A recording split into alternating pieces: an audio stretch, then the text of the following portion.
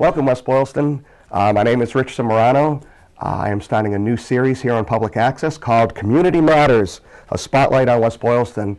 And my first guest in the series of hopefully a very long-running program here on Public Access is a meeting today with Leon Goman. I never pronounced that properly. He's our town administrator and our first guest. Welcome. Thank you very much for having me. Thank you for coming. You know, it's always difficult being the first person. It's obviously difficult to be the first host of a series. So I appreciate your guts, and hopefully we can show people just a little bit about what West Boylston's all about through these series. So, well, I'm happy to be here, and I'm happy to be your first. So. That's great.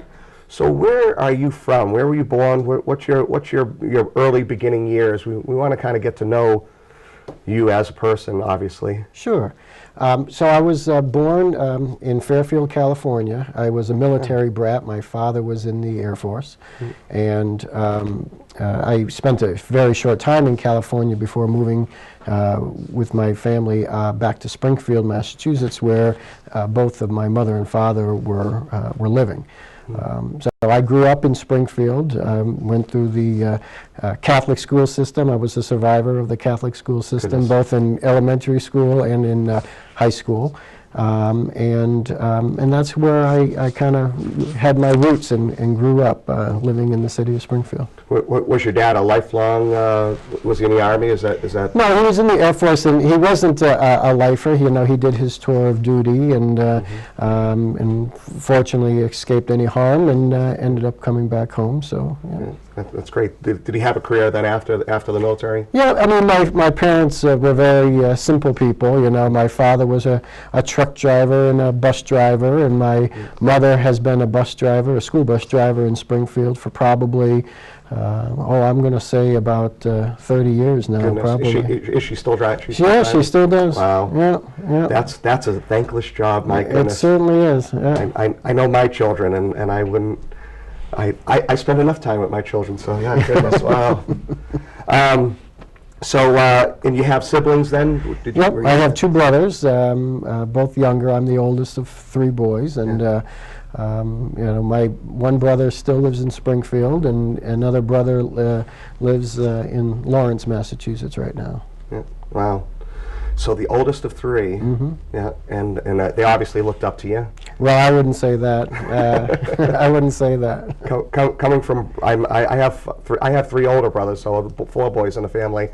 Brothers are it's a love-hate, definitely a love-hate relationship. We definitely practice our wrestling and that sort of skills that later on you don't use that often. I escaped my younger adolescent years with my brothers with only my front teeth knocked out of my head. That was the only disaster that befall me with my my upbringing. Well, none of us caused any long-term physical damage. And that's a good thing. That's a good thing. So you went on to college then after Catholic school. You survived. Yep. I originally my big dream was that I was going to work in the space program. I always enjoyed science and math. And I felt, you know, this is what my career was going to be. So I went to the University of Maryland to be in the engineering program, aerospace engineering program. And, you know, during the orientation, the professor gets up and says, you know, you look to your left and look to the right. One of those guys is not going to be here the next year. Everybody must have been looking at me because within 3 months I had already changed my major to political science, government and politics. And it wasn't that the work was too hard. It was, you know, I came from a very modest home. I was paying for college myself. And, you know, you realize when you're in a program like engineering, you are going to end up being in school for probably 7 years, if not longer. And paying for college myself, that seemed to be a lot to kind of bite off. And I quickly made the decision that I needed to do something different. And when I was in high school, I was on the Cathedral High School swim team. I only say that because one of my good friends and buddy of mine on the swim team was a nephew of a state representative.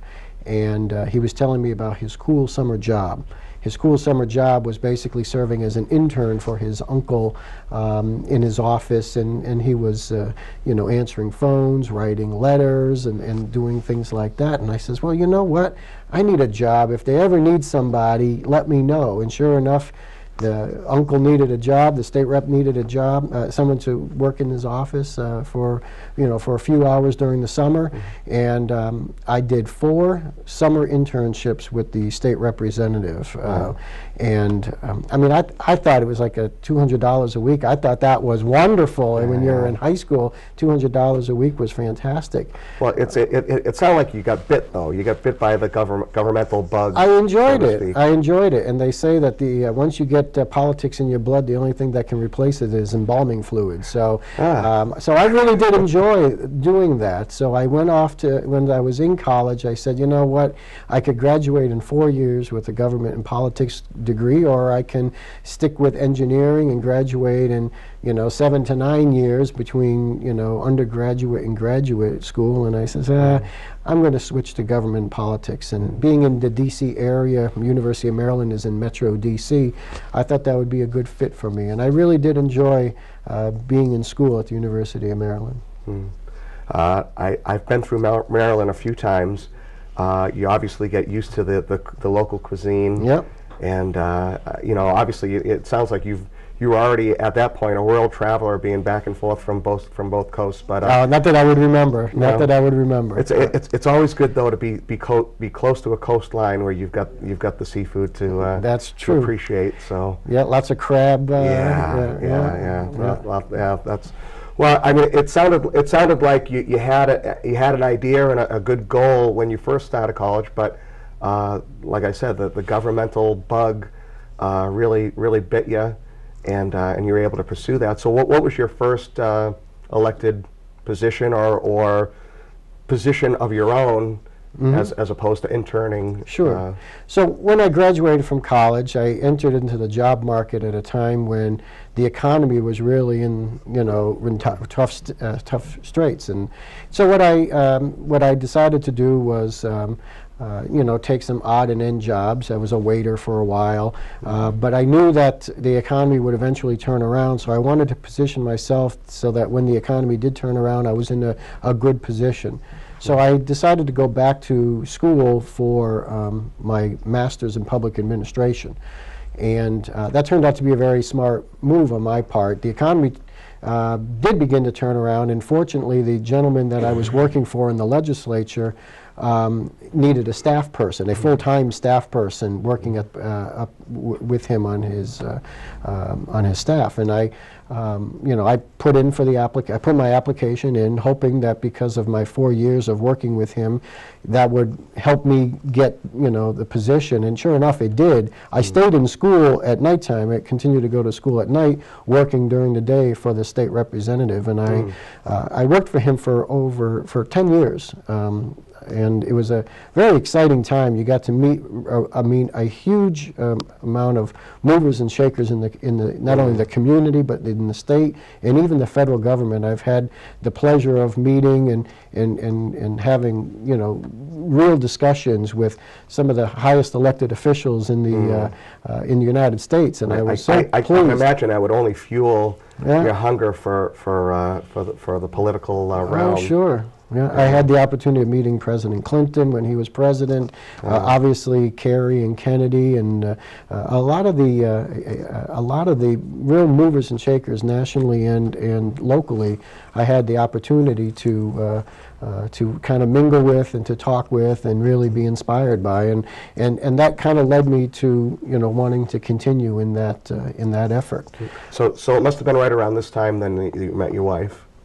Yes, it was actually. I was working in the State House, and my wife was actually also working for another legislator in the State House. She was working for a state senator out of Framingham, and I was working for a state rep out of Springfield. And there was a conference in Springfield that she had attended, and just coincidentally, the two of us ended up meeting, and the rest is history. The rest is history. Yeah. Are you both politically minded together? Do you both agree policy and procedurally? It's a wonderful relationship. We never talk about anything important. So no, in all seriousness, I mean, the fact that we were both working for individuals of the same political party kind of made it easy. But at the end of the day, you know, I try to avoid any type of controversial conversations, so that That's extremely wise for any married man. for any married man, Let alone a couple joined in the holy bounds of political arena. Yeah, it sure was. You know, we talked about as little important things as humanly possible. There you go. There you go. So at some point in time, then you left your service with the state representative. So when I married my wife, I found myself with 3 stepchildren and another on the way. And I realized that working in the legislature is certainly a labor of love, but not necessarily one that you will be able to support a growing family. So I knew I needed to put my master's in public administration to good use. Therefore, I started looking to see what other kinds of opportunities that might be better paying that would help support a family. And just coincidentally at this time, the town of East Long Meadow, which is a Springfield suburb, was looking for an executive secretary. In essence, it's like the town administrator for the town of East Long Meadow. East Long Meadow is a much larger community than West Boylston. It has about, at the time, it had about 15 or 16,000 people living in it, a strong commercial base. And they were looking for somebody to replace the executive secretary who had been there for like 24 years. Goodness. So I, you know, not knowing anything about how small town government works, I mean, I had only worked in the city of Springfield. I thought that would be an interesting challenge, and I put my name in the hat just to kind of get some, you know, job interview skills. And sure enough, they liked me. They thought that I could bring something to their community, and they hired me as the. I can only imagine the panic of the first few months or years or whatever of doing that position, not having, like you said, not really having the background for. I had never attended a politics. town meeting in my life. I never saw a town meeting warrant in my life, because city government works very, very differently than town government. So I walked in there as green as they come, but you know, I spent a lot of time talking with the elected and appointed officials of the town, and I had a good staff working with me, and I had a great town council that you know, pointed me in the right direction. And the thing about me is that I like to learn as much as possible all the time. I consider every day a new learning day, and I try to learn something new every day, or experience something new every day. I have to concur with you that I think anyone that's had any time to get to know you knows that you do appreciate the input and the support that you get from everybody that not only that works at the town office, but pretty much the community. Whoever can come to you with an idea or a suggestion or whatever, that you're more than welcome not only to listen, but to really absorb some of that information to try to see whether that's a venue that's an option. You know, I appreciate that, not only in our small town of West Boylston, but just out of government. I think we all get a little jaded when you talk about government officials or people in government, where you know, they just act on their own interests or whatever, but that's not what I see from. Well, you're not going to be successful in this business or most businesses if you're kind of operating in an island. You know, you're not going to be able to be successful, you know, just kind of locking yourself up in your office and not talking to people and doing what you need to get done. I try to learn from best practices from other people who have done this longer and with more success than I have in my career. And you know, between my independent stuff and working with groups like the Mass Managers Association, I've had the opportunity to learn from the best and get some best practices. And people have learned from me over the years as well. So I think it's been a good symbiotic relationship. So how long were you then out at as administrator in East Long Meadow? In East Long Meadow. Well, I was there for about 2.5 years. I really did enjoy the community. They were talking about a charter change, and because they were not sure what form of government they wanted to be with. And they were going through a formal charter change process even before I started working there. And there was talk that there was a segment in the community that was looking to have a strong mayor form of government. There were others that were looking for a strong town administrator or manager form of government. And, you know, I was getting a little nervous because, you know, now that I have 5 mouths to feed, four mouths to feed, that, you know, I needed to make sure that I was doing the right thing by my family.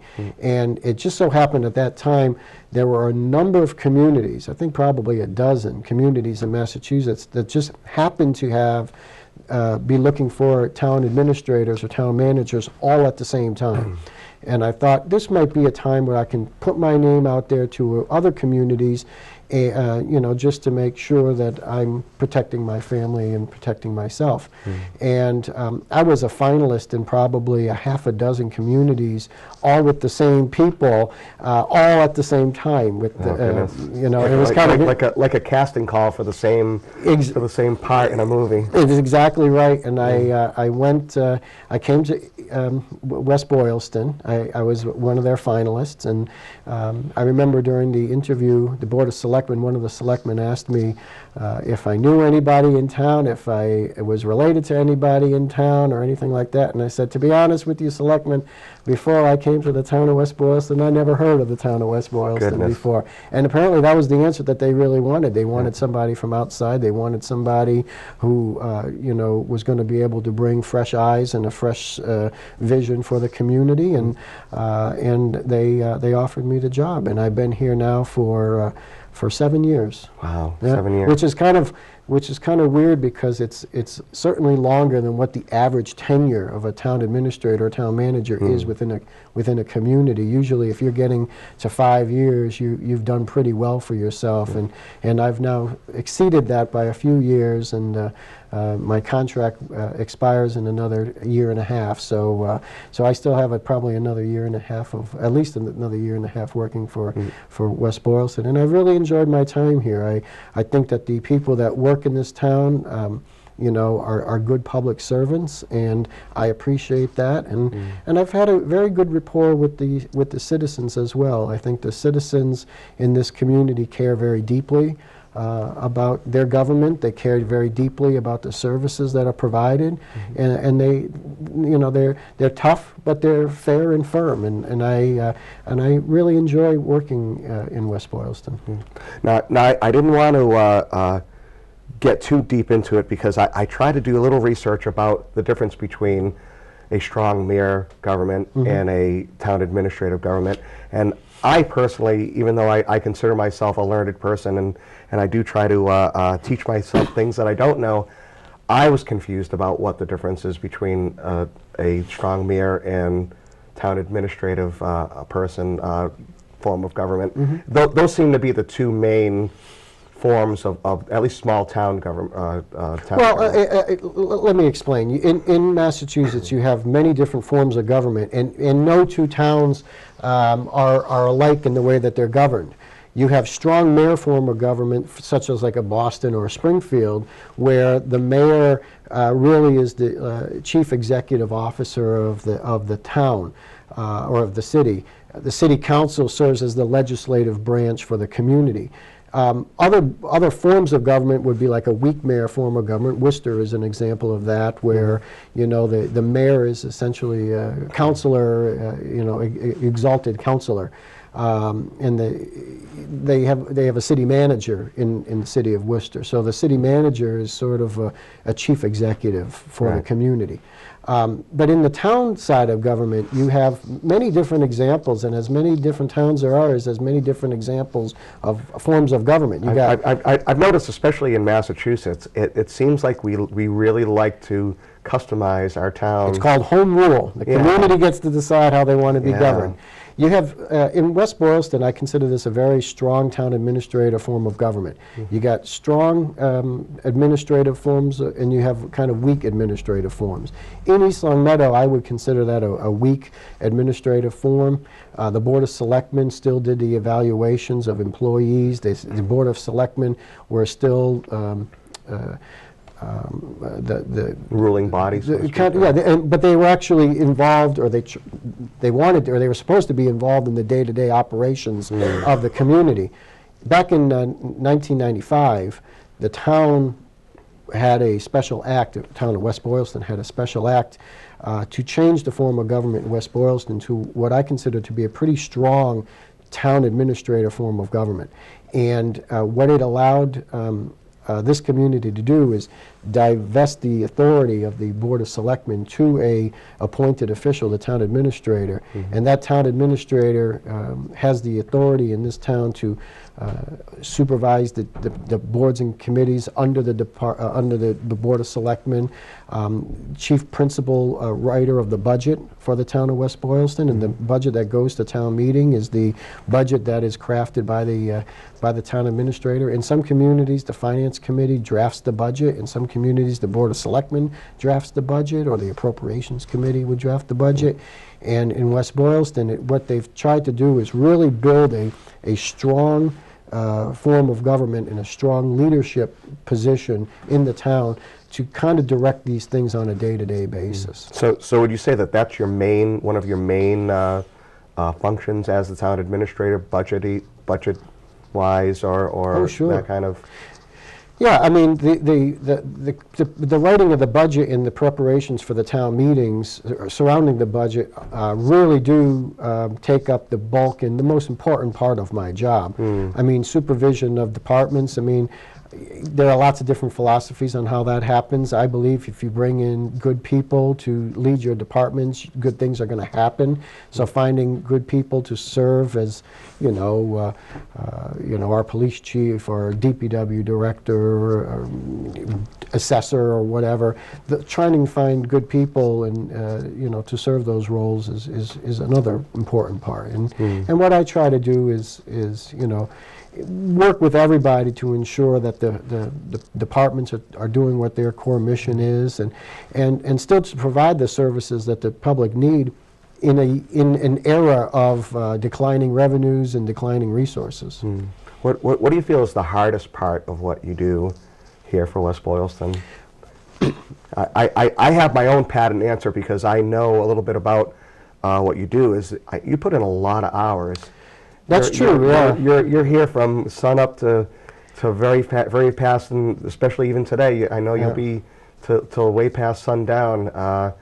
I have to imagine that is probably the most difficult. But I'm sure there are more technical things that you do. Well, definitely the hours are something that can eat away at you after a while, and that's one of the downsides to being a town administrator. There is a lot of burnout in the profession. Administrators who are, this is not worth the salary I'm getting anymore, and they decide to find another career path.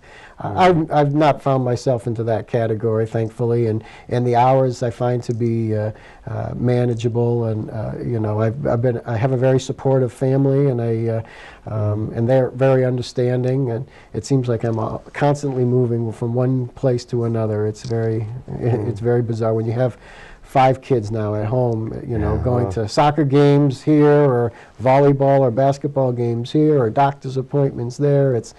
Or meetings for this job. I'm constantly in the car and constantly driving from one place to another. Well, there's definitely a balance. It's difficult. When you have a family, especially a young family, your kid. How old is your oldest child? Well, they go from soon to be 21 all the way down to, I have a newborn baby that just celebrated her first birthday a few weeks ago. Wow! So goodness gracious, already. Yeah. Wow, goodness. So it's every day is different. Every day is interesting. But the hardest part over the last few years has really been, how do you continue to provide the services that the citizens need and scream for in a time when the revenues are no longer there to support them? It wasn't too long ago that on an annual basis you were looking at 7, 8, 9% increases in revenues.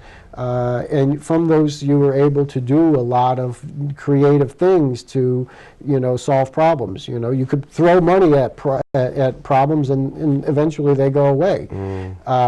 We are entering in a new normal, is what they call it, the new normal, where the need for the services is as great as it's ever been before. People still need to make sure that their kids are being educated, that buildings are being inspected, and that that services are being provided to our seniors and to our veterans. That library patrons are able to go in and obtain books and materials for their families, and that the fires are being put out, and the police are stopping the bad guys from robbing your house. People still expect all of those things to happen, yet the cost of doing business is rising dramatically. My cost of health insurance is a great example. The average is about 8 to 10% increases a year, and when you can only raise property taxes 2.5%, it doesn't take a rocket scientist to figure out that that's not a sustainable situation, and that we need to be creative in the way we do business. And that's one of the things that we've done in West Boylston to survive over the last few years, by regionalizing services whenever possible, to privatizing services wherever possible, reducing the scope of services to acceptable levels. We've also had to go to fee for services for some things like trash. These are not things that anybody wants to do, but in order to continue to maintain certain levels of acceptable services throughout the town, sometimes those tough decisions have to be made, and that's been, I think, the hardest part of the last few years, has been trying to find ways to take what little you have, reshuffle the deck in order to make it work for the bulk of the residents. And I would say that, as controversial as budget making has been over the last few years, we're still a lot better off than a lot of other communities that don't find themselves in as good of a position as we do. So, what do you think would be one of the positive directions we're heading into to get us into a better financial situation? Like you said, you can only go up so much on property tax and whatever. Are there other avenues that we're exploring that will maybe help our community get to a better financial well, it's tough because revenues that come into the town only come from a small area. I haven't figured out a way to print money in the basement yet, or at least not legally. So you are kind of limited into pretty much 4 separate categories on where you can make money. You either have to do property tax increases, which we haven't done like a Proposition 2.5 override. We've never done that in my tenure here. We've done for certain projects, like buying a piece of equipment or fixing a building or something like that, but those are temporary things that once it's paid off, those debt comes off the books. So we haven't been looking at property tax increases. The other would be like local receipts. Those are the fees that people charge in order to do business with the town, like building inspector fees or fines or penalties or things like that. And we've been trying to be cautious that we don't want to hit the citizens too much for in these tough economic times, because the middle class of this country is suffering greatly, and we don't want to see them finding it hard to do business in the town of West Boylston.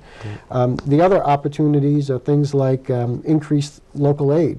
And honestly, that's been an area of negative growth for us, because the state has had their own tough times, and we are operating with local revenues from the state that are probably 2004 numbers.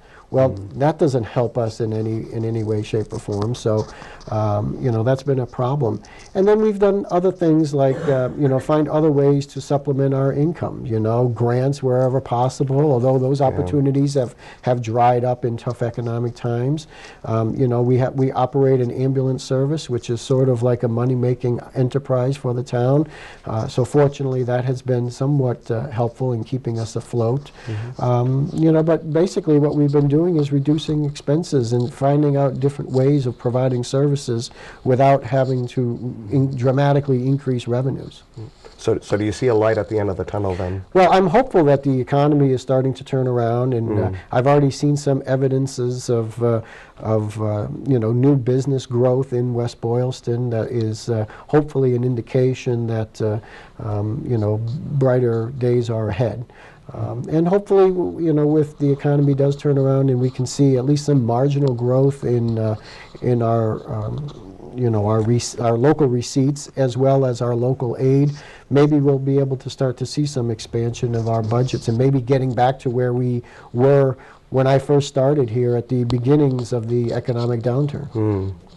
Well, you'd mentioned you have about 1.5 years left on your contract. I think so. Yeah, I think so. Yeah. Do we have aspirations of sticking around our community? Yeah, certainly. Oh, that's good. Yeah, as long as the community is willing to have me, I'm willing to continue to serve. As I said, and I've been sincere about this, I really do enjoy coming into work and working with the people of this town. The people of this town have treated me very well, and I try to every day. I try to return the favor to them. So. Yeah. Well, it shows. If any of the people watching or would like to get to know you, I suggest that they do serve on a committee, get involved in community services. You've been an inspiration to me in the time that I've known you, and the fortitude that you have, and the determination you have, and especially the know-how of what you do. You've come a long way since your early days in East Longmeadow, fully, and I recognize it, and I appreciate you as not only as a town administrator but as a friend. Oh, well, thank you very much for saying so. I appreciate that. Thank you for coming. Well, that's it. I want to thank you all for watching our first program, and hopefully we'll see you next time. I'm Rich Simmarano. Thanks.